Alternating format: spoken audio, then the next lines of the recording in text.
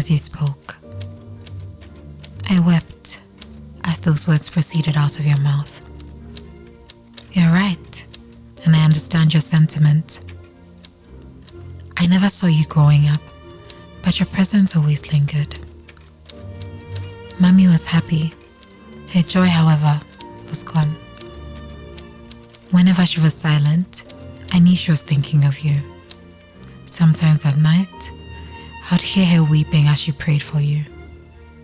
She prayed for you to be protected. She prayed that they would treat you right. She prayed you were loved. She prayed to take all your tears so you'd not feel the pain, without expressly saying it. Our parents compare me to you. They wonder what could have been if you were still here. After every achievement of yours, they wonder if it would have been better if you were here. So even though I have never seen you, I know you. Even though I was not there when it happened, I still bear the brunt of it. I've been laughed at and teased by your new family. They say, oh, look at those people, from grace to grass. They definitely live in a shithole. They look at our family, your family, and say, this phoenix will never rise out of the ashes. Let us give them breadcrumbs. That way, they'll forever be dependent on us. Do you know what hurts me the most? They are the same people who abducted you. They took you away. Am I playing their blame game? No. I'm just stating facts. Yes, Mom and Dad should have done better. They should have protected you with their lives because you are our treasure. They should not have entertained your new family. Granted, they came in sheep's clothing, but that's no excuse. We should have sniffed the smell of wolves. I hate that we still take their breadcrumbs. We are the only family that can stand on its own without help from others. And I know that sounds obnoxious, but it is the truth. The other side of that truth, however, is that even though we have all the resources, we are still dependent on them. The neighborhood has given us a nickname. They call us the third world. We cannot get our shit together. We cannot seem to rebuild what we had. You have left an indelible scar impossible to erase. Our parents and the rest of our extended family have been trying to come to visit your family through means unfitting for humans. It is ludicrous that it is oftentimes through the same means they took you away from us. This time, however, you are taking the same route voluntarily. You ask why? We ask why. They ask why. We all don't seem to have the answer, but know for sure that there's something more than meets the eye. Isn't it interesting that even though we have the same biological parents, I did not know what to call you. You look just like me. That melanin cannot be mistaken for anything else. Our features are so similar. I feel it when you smile.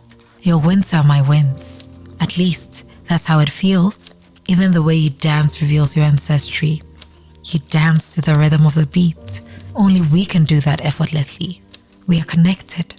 Even if you refuse to admit it, there's something about me that draws you to me and vice versa. I do not need a 23andMe kit to know we have the same roots, but I'm at a loss as to what to call you.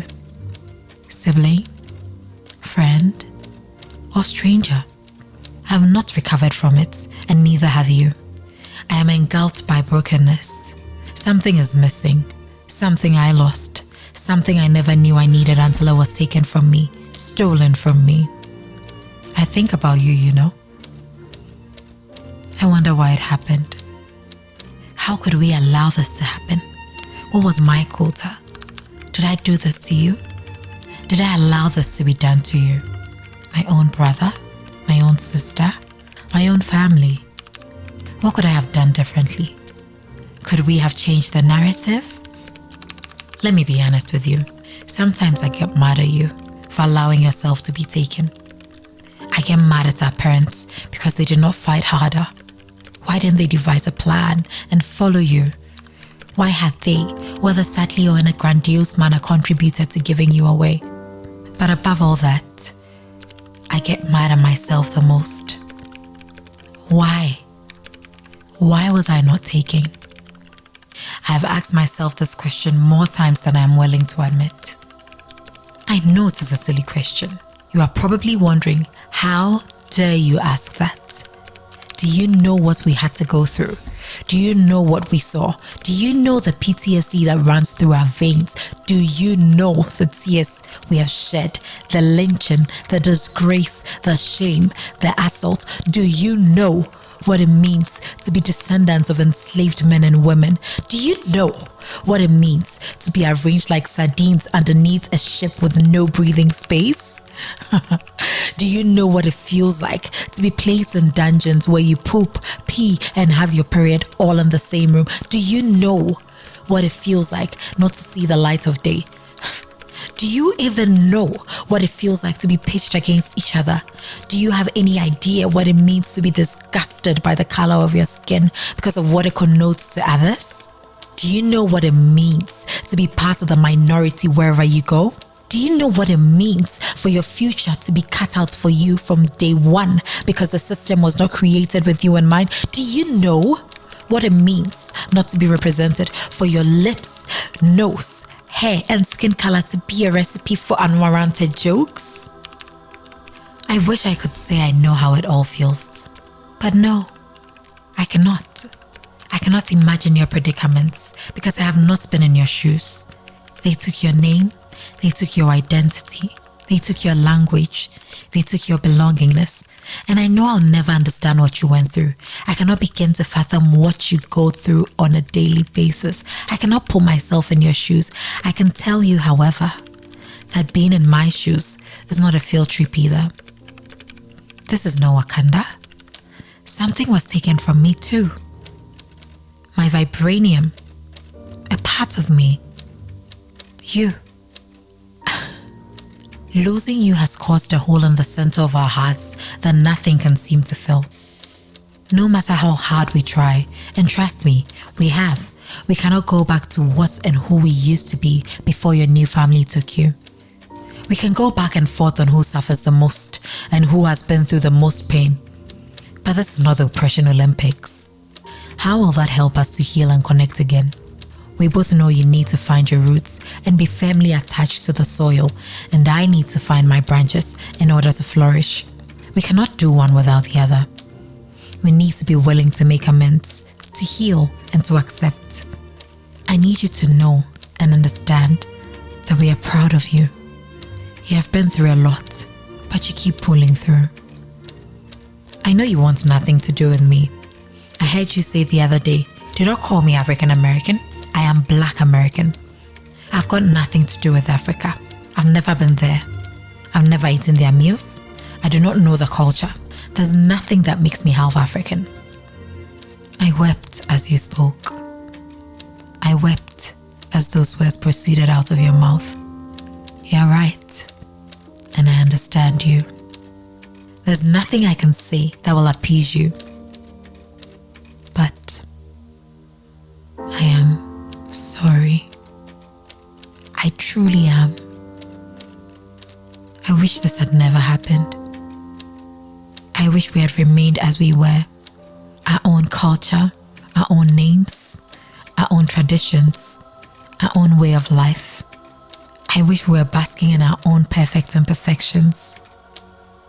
But I also know it is what it is. How can we bridge the gap that has been created over a period of 400 years?